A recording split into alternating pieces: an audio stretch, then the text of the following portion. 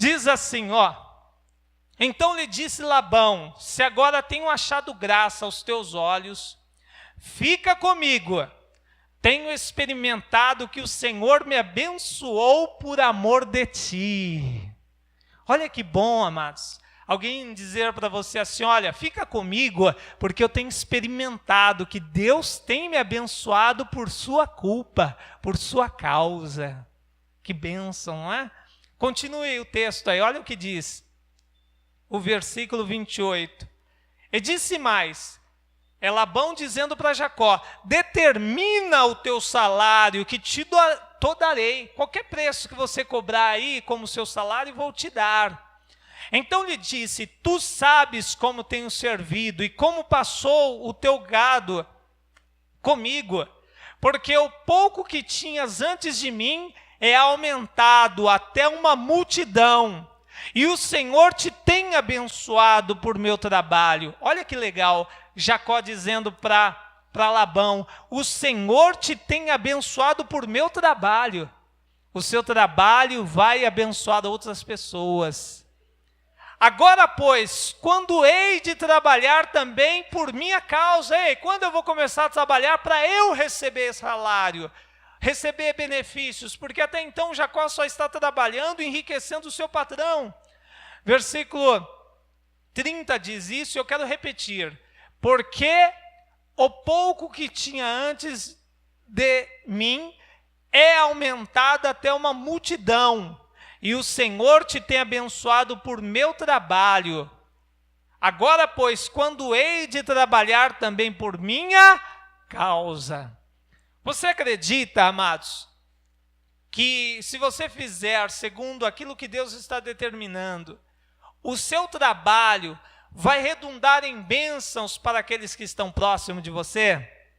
E mais, o seu trabalho vai trazer bênçãos para a sua vida, ainda que demore. No caso de Jacó, demorou pelo menos 14 anos para ele começar a trabalhar por si. Mas o trabalho dele abençoou o seu patrão, Labão, não é? E abençoou muitas pessoas. Vamos orar para que Deus fale conosco através desta palavra? Senhor Deus e Pai, estamos aqui reunidos, Senhor, nesse dia.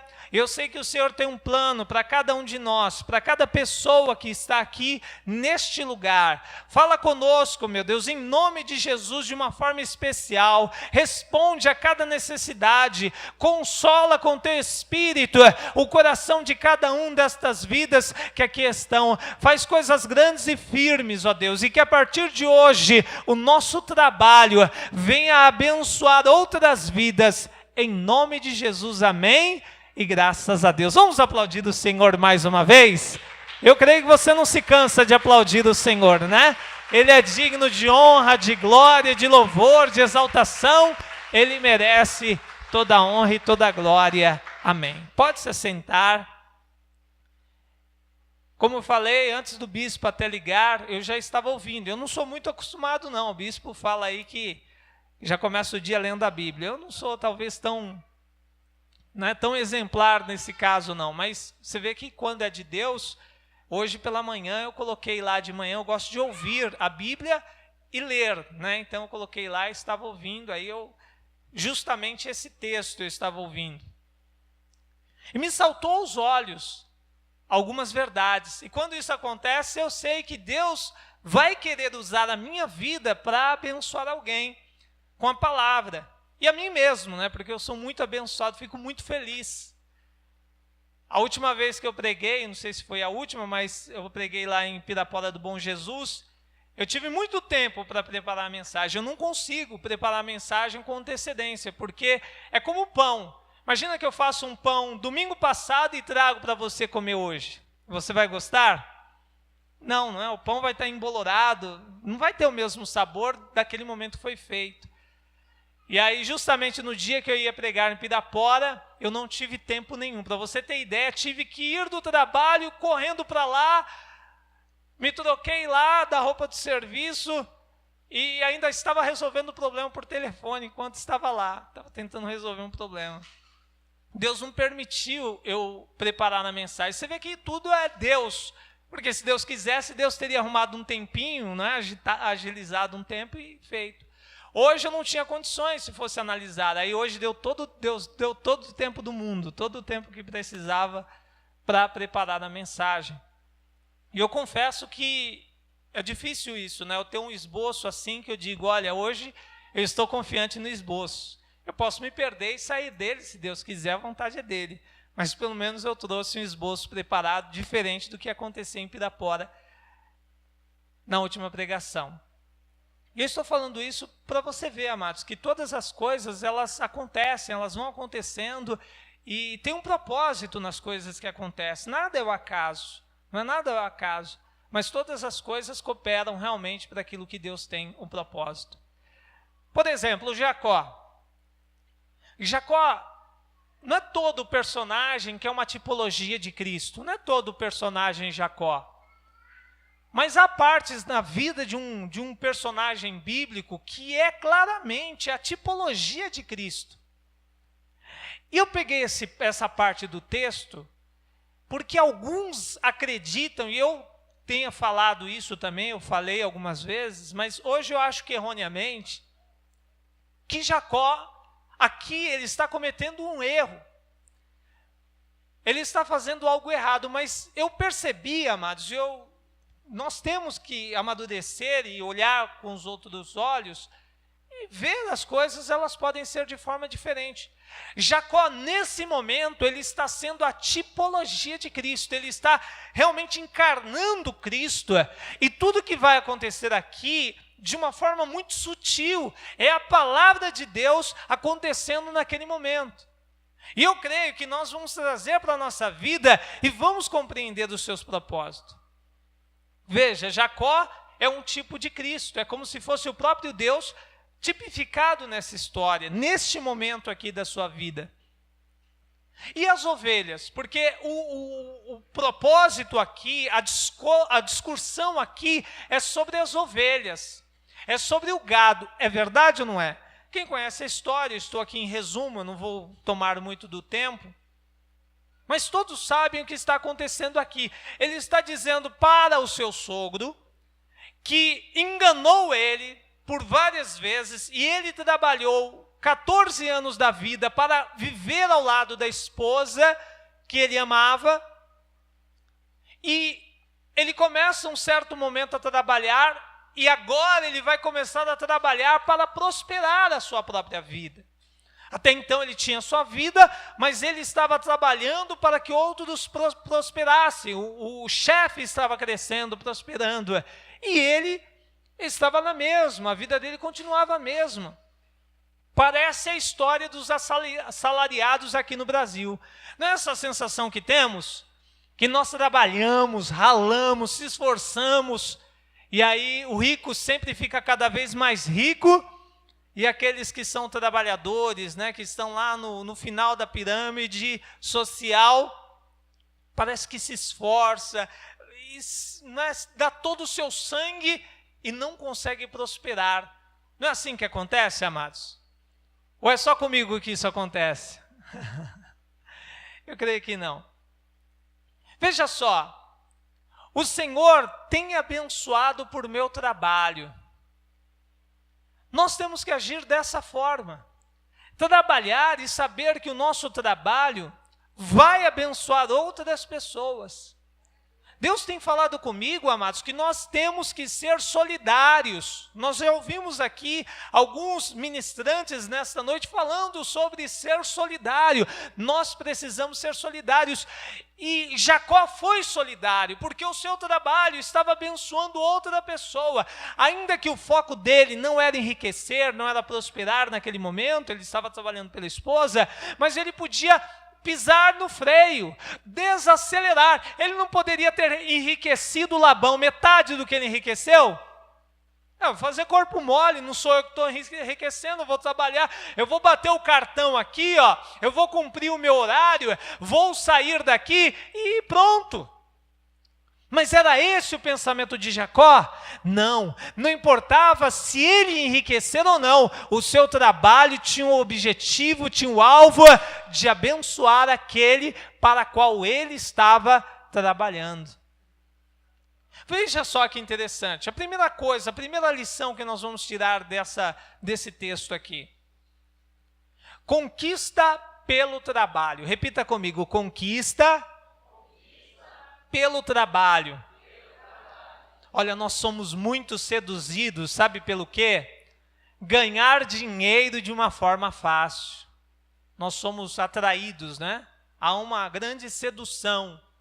Quem já não sonhou em ganhar na Sena, na Mega Sena? Quem não já imaginou assim, se um fulano de tal, quem sabe eu tenho um parente aí rico, desconhecido, e de repente ele bate as minhas portas, alguém bate as minhas portas dizendo, tem aqui uma mansão para você, do seu tio, de um avô distante, sei lá, uma pessoa que você nunca conheceu.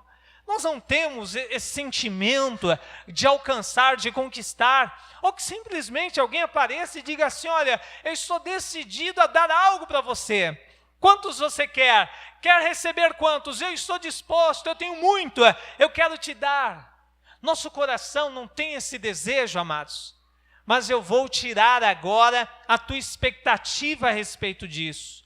O teu coração talvez até hoje era nesse sentido, algo vai acontecer e eu vou receber de graça uma grande riqueza. Deus quer tirar esse sentimento do nosso coração. Olha o que diz no versículo 31, veja. E disse ele, em resposta às palavras de Jacó, e disse ele, o que te darei? Olha, Labão dizendo a Jacó, o que te darei? Então disse Jacó, nada me darás, nada me darás. Eu não quero nada de graça. Eu não quero receber nada de graça. E amados, isso não é apenas uma atitude de Jacó. Mas Abraão também, ele queria enterrar a sua esposa, tinha ali um cemitério muito bom, um cemitério perfeito para o enterro da Sara. E aí o dono daquele cemitério, daquele terreno, ele disse, olha Abraão, eu vou te dar de graça, não precisa dar nada, eu vou te dar, você precisa, eu tenho, eu vou te dar. Mas Abraão disse não, e foi uma briga muito grande, porque o homem queria alegrar Abraão e disse, não, eu te dou, pegue para você, é teu. E Abraão não, disse, quantos que custa? Eu vou te pagar. Abraão tinha esse mesmo sentimento de Jacó, não quero receber nada de graça, para você ver, e isso é algo profundo espiritualmente, e nós somos maus nesse sentido. Davi tinha que fazer uma oferta para cessar uma punição que estava acontecendo na vida do povo de Deus, e ele estava ali diante daquela cena, pessoas morrendo, havia de sacrificar ao Senhor para pacificar ali aquela situação, e já tinha um campo especial para fazer isso, os animais estavam ali, o dono estava espontaneamente concedendo a Davi, dizendo, sacrifique, a terra é tua, eu te dou, os animais é teu, toma aí. Mas ele disse, não, eu não vou receber isso de graça, não darei ao Senhor algo que não me custe. Nós estamos, infelizmente, sendo contaminados pelo mundo, que nos ensina que as coisas vêm de graça. Amados, Bolsa Família, esse tipo de coisa não é a vontade de Deus. Deus não quer que você receba nada de graça. Deus quer que você trabalhe, porque Ele é o seu modelo. Jesus nunca pediu, mas Ele trabalhou. A palavra diz que Ele trabalhou até quando não poderia trabalhar, que era o sábado. Mas Ele deu um bom exemplo. Ele disse, eu sigo o exemplo do meu Pai. O meu Pai trabalha até agora e eu trabalho também. Nós, infelizmente, estamos contaminados pelo mundo. Como ser humano, eu falo para você, que bom seria. Eu fico sonhando de vez em quando, como ser humano, mas eu vou ter que deixar de sonhar agora. Quem sabe, não é, aconteça algo aí, eu recebo um valor, uma quantia. Você vê, amados, é a Bíblia. Olha só, vou ler de novo, versículo 31. E disse Labão, que te darei? Então disse Jacó, nada me darás. Tornarei a apacentar e a guardar o teu rebanho, se me fizestes isto. Eu vou continuar trabalhando. você não vai me dar. Eu não vou enriquecer porque você vai me dar alguma coisa. Eu vou trabalhar, eu vou enriquecer sim, eu vou prosperar sim, mas através do suor do meu rosto. Amado, isso não é soberba, não é arrogância. Mas sabe o que Jacó sabia, Abraão sabia, Davi sabia, e nós temos que saber? Que se o homem nos enriquecer, a glória não vai para Deus.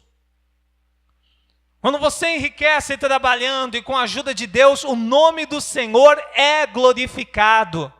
Ele já tinha feito um concerto com Deus. Deus, se o Senhor me guardar, me der pão para comer, vestes para vestir, se eu voltar para a casa do meu pai em segurança, o Senhor será o meu Deus, ao Senhor será a honra, ao Senhor será a glória e o louvor. Se ele fizesse este pacto com Labão, Labão lá na frente ia dizer: eu te dei. Você prosperou porque eu te prosperei. Não, queridos, não queira a prosperidade do homem, porque no princípio pode ser doce, mas no final será amargo. Deixa e permaneça na vontade de Deus. Pode ser que haja 14 anos até de dificuldades, de luta, de trabalho, mas em breve o Senhor Jeová Jirê, o Senhor que pode realmente abrir os céus, Ele virá em sua vida. Ele se manifestará. Então a primeira lição que podemos tirar: conquista pelo trabalho. Conquiste trabalhando. O bispo está aí como exemplo. Temos que usar, amados. Eu gosto de usar os exemplos que nós temos à mão, próximo, não é? O bispo é um exemplo prático de alguém que venceu fisicamente e está vencendo no mundo espiritual. Por quê? Porque dorme bastante? Não. Porque tem trabalhado bastante, é ou não é? Se você conhece alguém que venceu no trabalho secularmente, qual foi a regra dele? Trabalhar muito, é ou não é? Tem até pessoas que trabalham e nem na presença de Deus tem, porque no mundo é possível enriquecer sem Deus. A diferença é que é uma riqueza que não traz alegria apenas, traz dores. Agora, com Deus você enriquece e ainda tem prazer de usufruir da riqueza conquistada.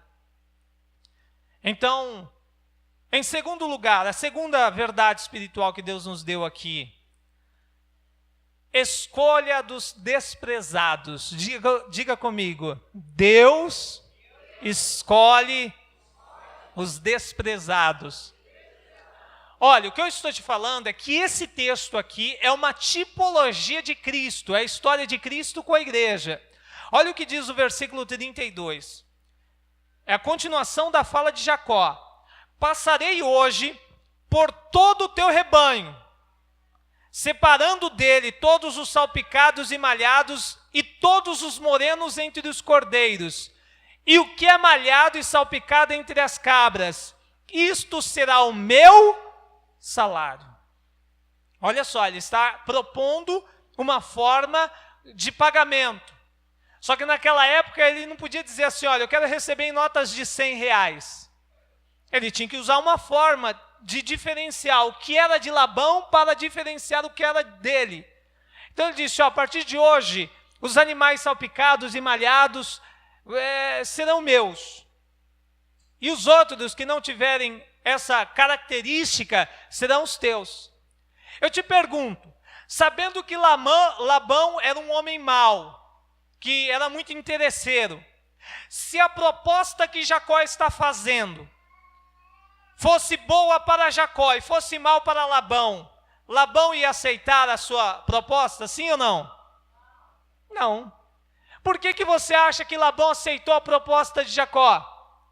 Porque Jacó, sabendo do pensamento malicioso de Labão, ele já deve ter dito: ó, você está vendo aí que as malhadas, as salpicadas, os morenos aí, todos são fraquinhos, raquíticos.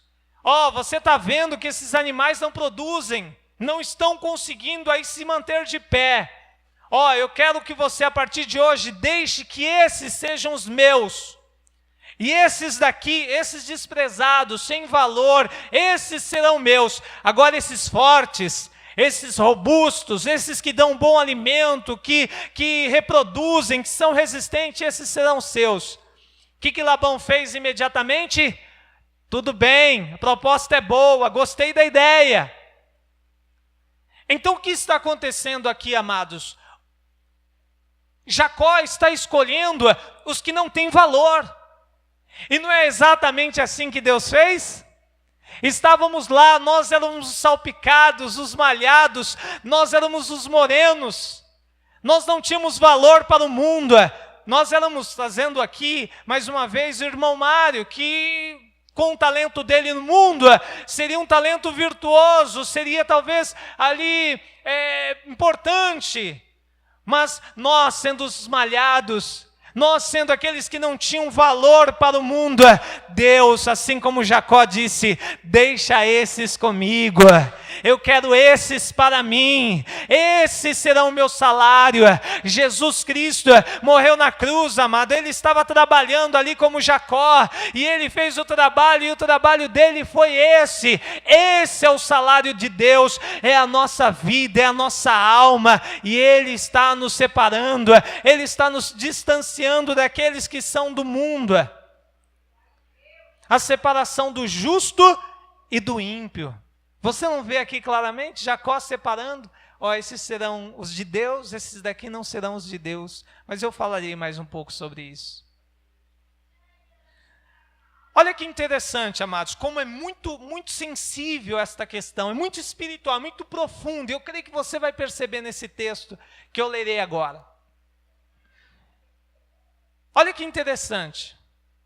O versículo 33 em diante, com muita atenção, gostaria que você desse muita atenção a isso. Assim testificará por mim a minha justiça. Olha, vocês vão ver a minha justiça. Jesus Cristo, com a morte no Calvário, o que ele fez? Ele cumpriu toda a justiça. É verdade ou não é? Olha que profundo isso, amados. Veja bem, atentamente. Assim testificará por mim a minha justiça no dia de amanhã, quando vieres e o meu salário estiver diante da tua face, tudo que não for salpicado e malhado entre as cabras e moreno entre os cordeiros, se me há por furto. Ou seja, se tiver comigo algum animal que não estiver em essas características, será um roubo que eu estarei cometendo. Jacó está dizendo para Labão, se eu tiver algum animal que não tiver essas características que eu propus para você, eu estarei te roubando, eu estarei te lesando. E aí, continuação, diz assim, versículo 34. Então disse Labão, tomara que seja conforme a tua palavra. Assim seja, não é? Conforme a tua palavra. Versículo 35. E separou naquele mesmo dia, os bodes listrados e malhados, e todas as cabras salpicadas e malhadas, em tudo que havia brancura, e todo o moreno entre os cordeiros, e deu as mãos dos seus filhos. Ele concretizou a separação. Ele concretizou os que eram dele, Jacó, e os que era de Labão. Versículo 36. E pôs 3 dias de caminho. Declare comigo, 3 dias de caminho. Ouça atentamente. Entre si e Jacó. E Jacó apacentava o resto dos rebanhos de Labão. Olha só, amados, uma distância de 3 dias. E o que é que nos faz separação entre o ímpio? Deus nos pegou, nós éramos bode, nós éramos realmente rebeldes, não tínhamos valor nem para Deus, nem para o mundo, porque não queríamos saber de Deus, então não tínhamos valor, éramos uma criatura. Mas Deus, através de uma obra feita, e que começou ali na sexta-feira, e que se concretizou no 3º dia, quando Ele ressuscitou, Ele estava concretizando esta separação entre aqueles que são dele, e aqueles que vão se perder para a vida eterna. Será que todas essas coisas são coincidências? 3 dias de caminho, de diferença. 3 dias, com certeza uma referência da morte e ressurreição de Jesus. 3 dias entre a morte e a ressurreição de Jesus fizeram a diferença entre irmos para o céu e irmos para o inferno. Foi esta obra que nos salvou do inferno. Quarta verdade espiritual que podemos extrair desse texto. Diante da vara verde. E aqui que está um problema, porque muitos pregadores, eu confesso que já disse, que Jacó enganou. Mas você está percebendo que em todo o texto, a Bíblia exalta o trabalho de Jacó? Em nenhum momento o texto, e Deus nunca quis esconder os erros dos seus servos. Quando Davi cometeu erro, ele tornou público. Deus quis que tornasse público. Ele fez algo em oculto e Deus tornou público o que o seu servo fez. Se Jacó estivesse cometendo um erro grave, Deus deixaria como exemplo para nós. Mas o texto é enfático em exaltar o trabalho de Jacó, e não esta atitude que ele tem. Ele vai pegar uma vara e vai colocar diante. E é como se fosse uma simpatia, um ato dele, de alguma forma acreditando que aquilo ia mudar a cor do animal, ia mudar a característica do animal. E ele ia fazer uma seleção quase que natural dos animais. E amados, qualquer homem que trabalha com gado faz isso. Ele pega os mais fortes, ele pega os que têm características mais boas para a venda, e ele coloca para cruzar entre aqueles animais que são mais sadios. É assim ou não é? E ele fazendo desta forma, o propósito é qual? É com que os animais estejam mais fortes, estejam ali produzindo melhor, não tenha doenças, tenha resistência a doenças. Vamos ler o texto para não ficar nas minhas palavras, versículo 37. Então tomou Jacó varas verdes, de álamo e de aveleira, e de castanheiro, e descascou pelas riscas brancas, descobrindo a brancura que nas varas havia. E pôs estas varas que tinha descascado em frente do rebanho, nos canos e nas pias de água, aonde o rebanho vinha beber, e conceberam vindo a beber. Ou seja, aqueles animais que ele queria que reproduzisse para ele colocava essas varas. Amados, eu te pergunto, naquela época havia genética que há hoje, capaz até de mudar os animais? Havia essa tecnologia?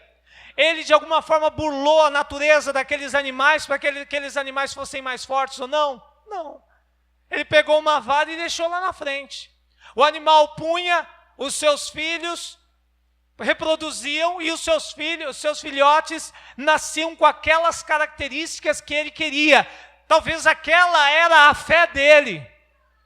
Aqueles que eu quero que sejam fortes, porque serão os meus, eu vou colocar esta vara verde. Aí o texto ainda diz, versículo 38, não é? Já lemos. E concebia o rebanho diante das varas, e as ovelhas davam crias listradas, salpicadas e malhadas. Amados, vamos se aprofundar na Escritura. Quando Jesus vai ser condenado à morte, quando ele vai morrer crucificado, e há ali uma conversa entre ele e os seus discípulos. Aí ele diz assim: se fazem isso ao lenho verde, o que será que farão aos secos? Quem é esta vara que está diante dos animais, para que esses animais reproduzam e produzam animais perfeitos? É uma representação do próprio Senhor Jesus Cristo. É como se fosse um símbolo, porque o próprio Senhor Jesus se chamou de lenho verde. Se fizeram isso ao lenho verde, o que dirão, o que farão com os lenhos secos? Disse Jesus aos seus discípulos. Quer dizer que, de uma forma ali muito muito oculta, Deus está sendo representado. Um dia nós éramos fracos, nós éramos incapazes de ser salvos. A palavra de Deus diz que para que possamos ser salvos, precisamos empregar força. Nós éramos fracos como aquelas ovelhas, como aquelas cabras, aqueles animais, mas um dia nos foi apresentado o lenho verde e colocado diante de nós. E nós fomos salvos, nós fomos fortificados, edificados, e outros fomos chamados por Deus para reproduzirmos também crentes, pessoas cheias de fé, cheias do conhecimento da palavra, fortes. E não é isso que está acontecendo agora. O que eu estou fazendo aqui é o mesmo que Jacó. Eu estou colocando diante de todos aqui o lenho verde. Nós estamos colocando diante de você Jesus Cristo, porque através dele nós vamos ser fortalecidos. Quantos estão compreendendo isso? Diga amém. Eu sei que é um pouco profundo aí, talvez para os iniciantes, mas vamos continuar, talvez até o final seus olhos se abram. Eu vou até ler um texto aqui que eu escrevi, só para que eu não saia muito do foco. Nenhum momento Deus questionou a ação de Jacó. Se você conhece uma técnica nova, que pode te auxiliar no seu trabalho diante do seu concorrente, o que ele fez, foi uma marcação e seleção dos melhores animais. E esses dariam filhotes fortes, produtivos, resistentes a doenças e a carne de melhor qualidade. O que ele está fazendo é isso. Ele está usando uma tecnologia que ele talvez tenha inventado e que, se provavelmente for colocada em prática hoje, não funciona. Então, qual foi a diferença para que aqueles animais nascessem salpicados ou não? Esse é o mesmo segredo que vai te dar sucesso em sua vida, é a presença de Deus. Se ele fizesse aquilo ou não fizesse, os animais que ele determinassem ser os seus animais, poderia ser vermelho, poderia ser cor de abóbora, poderia ser azul, ele prosperaria da mesma forma, porque era o Senhor quem estava abençoando. Eu até fiz questão, amados, de ver o comentário da Bíblia pentecostal. Eu gosto muito dessa Bíblia pentecostal. É uma Bíblia que tem estudo, não é? E o estudo dela diz exatamente assim, ó. O estudo dela diz sobre esse fato.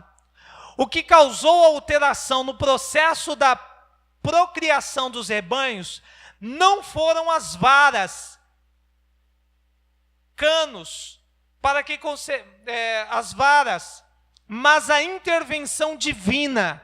Jacó reconheceu a obra de Deus na multiplicação dos seus rebanhos. Aquilo foi algo que talvez ele acreditou que daria certo, ou que o próprio Deus colocou, talvez até para servir para nós como uma tipologia de Cristo. Mas o que fez ele prosperar não foi que ele enganou. O texto é claro, quem enganou quem? Foi Labão que enganou Jacó. Não foi Jacó que enganou. Apesar do seu nascimento e toda a sua vida ter sido já no engano, ele tentou trapacear o irmão, mas ele aqui já está sendo mudado. Deus já está mudando a vida dele, e Deus está mudando a sua vida também. Deus está transformando a sua vida para que você seja como Jacó. Você, através do teu trabalho, você abençoe os outros. Veja, ele abençoava aquele que o enganava. O trabalho dele abençoava o tio mentiroso e ladrão, mas ele continuava fazendo o seu trabalho. Só que nesse momento ele disse: não, agora chegou a minha vez. Agora chegou a vez que eu venha prosperar, que eu venha crescer, que Deus seja glorificado na minha vida, até na questão financeira. Quinta e última verdade: separou as de Jacó e as de Labão. Aqui se concretiza o que Jacó disse que faria, já depois de ter prosperado muito. Versículo 40 em diante. Então separou Jacó os cordeiros e pôs as faces dos rebanhos para listrados e todo moreno entre o rebanho de Labão. E pôs seu rebanho à parte, e não a pôs como um rebanho de Labão. E sucedia que cada vez que concebia as ovelhas fortes, punha Jacó as varas diante dos olhos do rebanho nos canos, para que concebessem diante das varas. Mas quando enfraqueceu o rebanho, não a pôs. Assim as fracas eram de Labão e as fortes de Jacó. Olha que interessante. E cresceu o varão em grande maneira, e teve muitos rebanhos, e servas, e servos, e camelos, e jumentos. Amados, a palavra diz que para entrar no reino de Deus é preciso ser forte. O que Jacó fez foi pegar aqueles que eram fracos e torná-los em forte. E esta foi uma ação de Deus, que aqueles animais tinham que se sujeitar. E hoje, nós temos que se sujeitar à vontade de Deus, para que assim como aquelas ovelhas, aqueles animais de fracos se tornaram fortes, assim nós também sejamos, porque até os tempos de João Batista não era necessário, mas a partir daquele tempo, para entrar no reino de Deus, é necessário empregar a força, é necessário agir com violência. Imagine um coelho, que adianta o coelho agir com violência, ainda que seus dentes sejam grandes, mas nem capacidade de morder alguém ele tem. Para que um seja violento, ele tem que ter força. Ele precisa de força. E sabe o que Deus está fazendo com você agora? Deus está aplicando força à sua vida. Deus está te fazendo forte. Deus está te fortalecendo, te colocando e separando dos ímpios, porque os ímpios são fracos para as coisas espirituais. Eles não têm capacidade de vir à casa de Deus. Eles não têm capacidade de orar. Por quê? Porque eles são fracos. Mas o Senhor tem te fortalecido. O Senhor está te fortalecendo. Ele está separando as de Jacó e as de Labão, as fortes das fracas, as de Deus e as do diabo. As de Deus são fortes. Ainda que você seja fraco, diga: eu sou forte. Você é forte, porque Deus está fazendo. Aqueles animais não eram fortes pela sua natureza. Eles se tornaram porque Deus a fez fortes. Só para encerrarmos, em Gênesis do capítulo 31, do versículo 6 ao 13, Jacó conquista pelo trabalho e pela ajuda de Deus. Olha o que diz aqui o texto.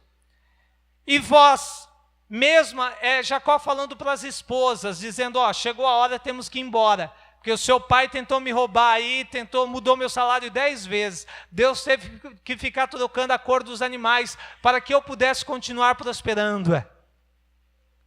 Versículo 6, e vós mesmos sabeis que com todo o meu poder tenho servido ao vosso pai, mas vosso pai me enganou e mudou o salário 10 vezes, porém Deus não lhe permitiu que me fizesses mal. Olha só, não foi um engano de Jacó, mas foi Deus que não permitiu que acontecesse o mal sobre a vida de Jacó.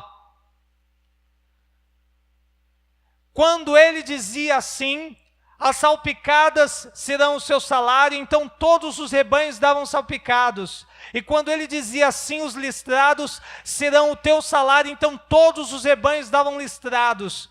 Assim Deus tirou o gado do vosso pai e mo deu a mim. E sucedeu que o tempo em que o rebanho concebia, eu levantei os meus olhos e vi em sonhos que os bodes que cobriam as ovelhas eram listrados e salpicados e malhados. Em outras palavras, foi Deus que deu a visão para ele. Ele está dizendo que Deus, através do anjo, mostrava como nasceriam os fortes. Ou seja, estratégia de Deus, direção de Deus. Você vai ter estratégias de Deus, direção de Deus. Não duvide, você vai sonhar e até ver anjos dando a direção a você. Não glorifique os anjos, eles são apenas conservos a serviço de Deus para mostrar aquilo que vai acontecer.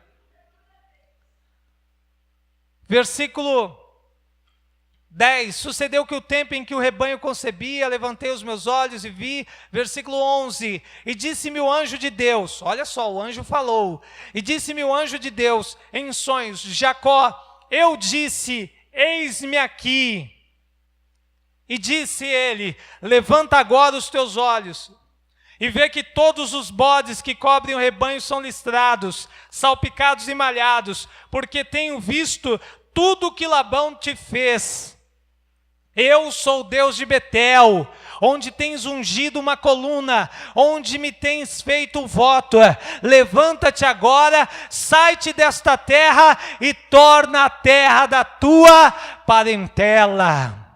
Em outras palavras eu estou cumprindo com a minha palavra. Deus está dizendo, você fez um voto comigo, dizendo que se eu te guardasse, desse pão para comer, vestes para vestir e tornasse a casa do Pai, você me teria como Deus. Deus dizendo para ele, então chegou o momento, volta para a casa do teu Pai, próspero, abençoado, com muito mais do que você podia imaginar, para glorificar e exaltar o meu nome. Se você crê, aplauda ao Senhor Jesus, exalte ao Senhor, Ele é digno de honra, de louvor, de exaltação. Ele te fortalece, amados. Ele te coloca nessa situação, não é a tua força, não é a tua sabedoria, mas é o poder de Deus. Jacó reconheceu. Você vai crescer, você vai ser abençoado em nome de Jesus. Pode se colocar de pé. Só quero compartilhar com você algumas verdades espirituais e já vamos encerrar aqui. Deus durante a semana falou comigo que o Espírito, ele tem algumas funções em nossa vida. A primeira delas é tirar a dureza do nosso coração. Quando nós não tínhamos o Espírito, e se você não tem o Espírito, a palavra diz que o nosso coração é duro como pau e como pedra, insensível.